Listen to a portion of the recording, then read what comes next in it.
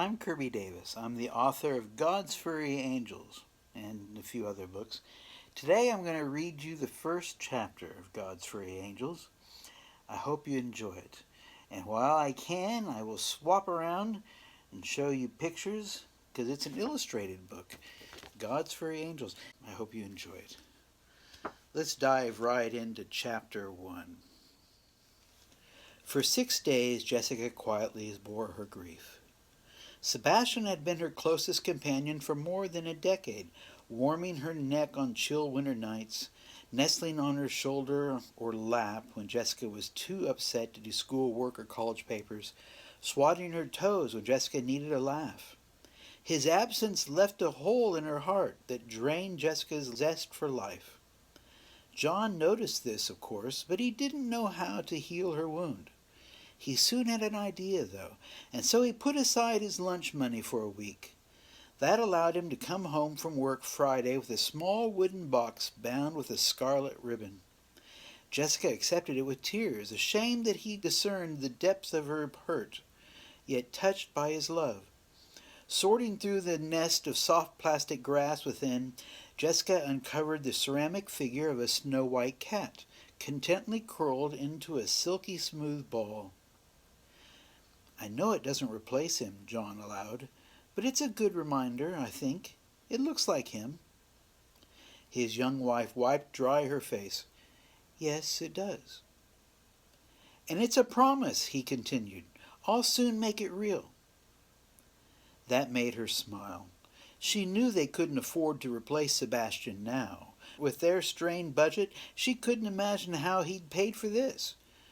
But she didn't blame John for that. It cheered her that he understood what her childhood friend still meant to her, even if John didn't share that love. Jessica cupped the glassy form in her palm, clutching it close to her breast as she remembered cherished moments with Sebastian from more than half her existence.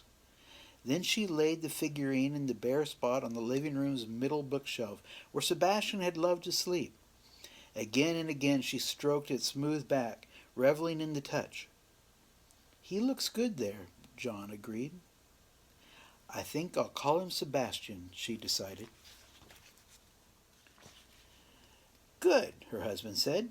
"So, what's for supper?" That night a loud thump woke Jessica with all the chill of a plunge into icy waters. She snapped up from her soft pillow, drawing her knees to her chin for protection, only to realize with a shiver that she needed still more, and so she snatched the covers to her neck, just in case someone was there, lurking in the shadows, gazing upon her in the darkness. Of course that ripped the sheets off John, but he didn't notice, so it didn't matter. "John," she whispered. "John!" Her husband just laid there, his breath wheezing through his throat like a simmering teapot approaching a boil. That seemed almost sacrilegious to Jessica, a break of his sacred vows to ever defend her. So she jabbed him with the palm of her left hand. He shuddered. "John! What do you think you're doing?" "Sleeping," he mumbled. "Why?" Her unabashed, irritated wonder stumped him.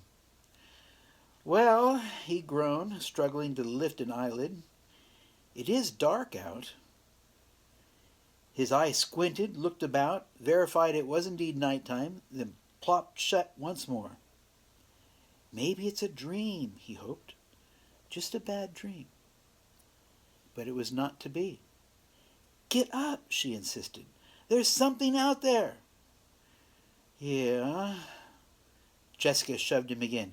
"Don't you dare go back to sleep, John Michael Ferguson. You go out there. See what it was." Her husband grimaced.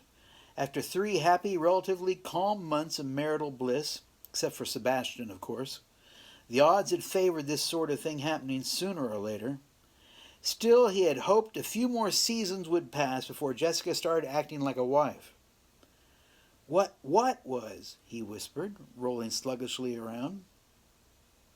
Through the darkness he found his 22-year-old bride cringing beneath the sheets, her timid eyes glowing in the faint light, her long auburn hair flowing about her silky shoulders like a wondrous waterfall. It reminded him just why he'd married her. She was a lovely nut. What was?" he repeated, a fond humor tainting his voice. "That sound," she said, surprised he had to ask. "From the living room, I think. Something fell down. The floorboards creaked." "Well, I don't hear anything now." "Of course not. Whatever it is knows we're listening now. It's waiting for us to give up and go back to sleep. So go out there and get them, now." "Them? Them, him, I don't know." "What about a her, or it?" "Ugh!" she exclaimed, kicking him with her left foot. "My father was right about you." John couldn't help laughing as he rolled out of bed. Probably a picture fell off the wall, he quietly decided. Even so, he paused to slip into his robe before he stepped with caution to their bedroom door and the blackness beyond. It was best not to take any chances. "Be careful," Jessica whispered. There was a strange stillness in the house. Creeping into the bedroom, John felt the darkness clinging to him, weighing upon his skin as might a cold fog. It made him uneasy, almost nervous. That sensation gnawed at him. It was a familiar one, the almost unconscious knowledge that something was there, stalking him. Passing through the bedroom, he reached the door to the kitchen. There he gazed in, finding no surprises. Even so, he paused out of habit, half fearing Sebastian would pounce on him at any time.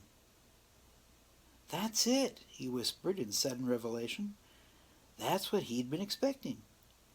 You see, as soon as John and Jessica had started dating, her jealous old cat made a firm point of ambushing John, especially at night.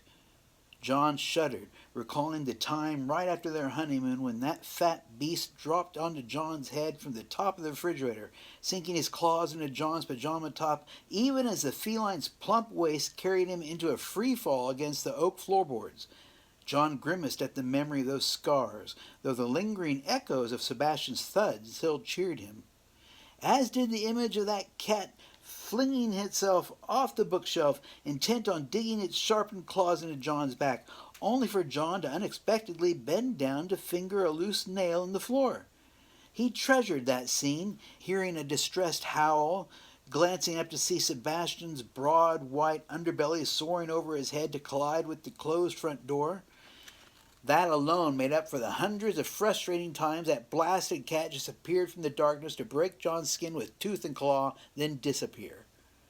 Before they'd even gotten married, John had learned to walk these rooms ever alert, like a creeping jungle soldier wary of traps and snipers.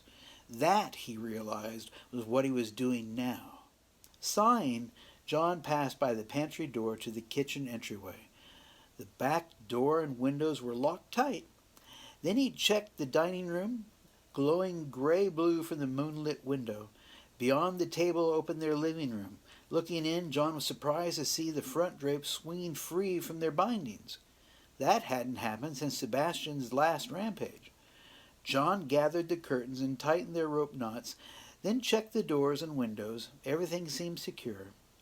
Confident that their small rental home was okay, he took one last look about. Moonlight flooded the living room from the entry window, sparkling against the bookshelf. The figurine lay in its center, playfully rolled upon its back. On its back? And that ends chapter 1. Check back later and I'll have chapter 2 on there. And I may also read The Prophet and the Dove, for those of you who are interested in that. Have a good day. Bye-bye.